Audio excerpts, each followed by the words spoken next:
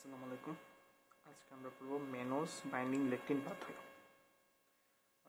এর আগে টপিক্সটাতে আমরা পড়ছিলাম ক্লাসিক্যাল পাথওয়ে। ক্লাসিক্যাল পাথওয়েতে মেইনলি প্রথমে শুরু হয়েছিল অ্যান্টিজেন অ্যান্টিবডি কমপ্লেক্সে, সেইটা থেকে আস্তে আস্তে আমরা সেল লাইসিস পর্যন্ত আসছিলাম।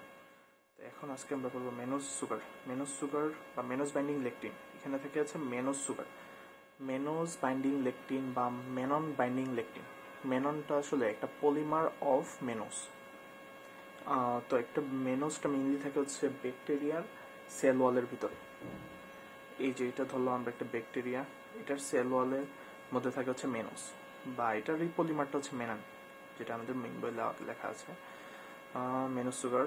এখন হচ্ছে এই মেনোস সুগারের মাইক্রোবসের সাথে যদি মেনোসটা থাকে, সেটা যদি এন্টার করে, তখনই হচ্ছে আমাদের এই মেনোস বাইন্ডিং লেকটিন পাথওয়েটা অ্যাক্টিভেটেড হবে। তো মাইক্রোবস উইথ মেনোস, এটা ফার্স্টে আমাদের কমপ্লিমেন্ট সিস্টেমে C4 কে অ্যাক্টিভেট করবে।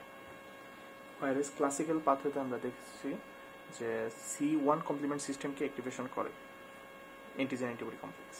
আর এখানে হচ্ছে মাইক্রোবস উইথ মেনোস অ্যাক্টিভেট করবে হচ্ছে C4 কমপ্লিমেন্ট সিস্টেমকে। সেইটা গিয়ে C2 থেকে আসে একটা C2A, C2B, C2B, 2A আমরা রাখলাম, 2B প্লাজমাতে চলে গেল। এখন তাহলে হচ্ছে C4 এর থেকে দুইটা পার্ট, একটা 4A 4B আর 2A থেকে 2A, এই দুটো একসাথে হলো। দেন আমরা C3 আসার পর হচ্ছে C4B 2A 3, এইটা গিয়ে C5B 6 7 8 9, এটা মেইনলি আসলে 5B হওয়ার কথা। 5B 6 7 8 9 এটাকে আমরা বলি হচ্ছে মেমব্রেন অ্যাটাক কমপ্লেক্স, MAC। এই মেমব্রেন অ্যাটাক কমপ্লেক্সটা কি করে, সেল ওয়ালের মধ্যে যাওয়ার পর সেখানে একটা পোর্ট তৈরি করে বা একটা ছিদ্র তৈরি করে ফেলে। পোর্ট তৈরি করলে কি হয়, দেখেন এখানে একটা পোর্ট তৈরি হলো, তখন এটার ভিতরে ওয়াটার এন্টার করবে, করে হচ্ছে সেল লাইসিস করবে এবং ডেথ হবে।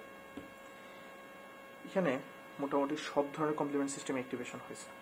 C1 থেকে শুরু করে C1 বাদে বাকি সব কমপ্লিমেন্ট সিস্টেম অ্যাক্টিভেট হয়েছে। এর জন্য বলা হয়েছে অল কমপ্লিমেন্টস আর অ্যাক্টিভেটেড এক্সেপ্ট C1টা অ্যাক্টিভেটেড হয় নাই এই মেনোস বাইন্ডিং লেকটিন পাথওয়ে বা Menon binding lectin pathway, MBL pathway. এটাই হচ্ছে C4 মানে ক্লাসিক্যাল পাথওয়ের সাথে বেসিক ডিফারেন্স। এখন এখানে পাথওয়ে আমরা তিনটা পড়ছি, একটা হচ্ছে ক্লাসিক্যাল পাথওয়ে, একটা হচ্ছে মেনন বাইন্ডিং লেকটিন পাথওয়ে, আর একটা হচ্ছে অল্টারনেটিভ পাথওয়ে। তো এই তিনটা পাথওয়ের মধ্যে আমরা ডিফারেন্সটা বুঝবো, তারপরে আমরা এটা নিয়ে আগাবো।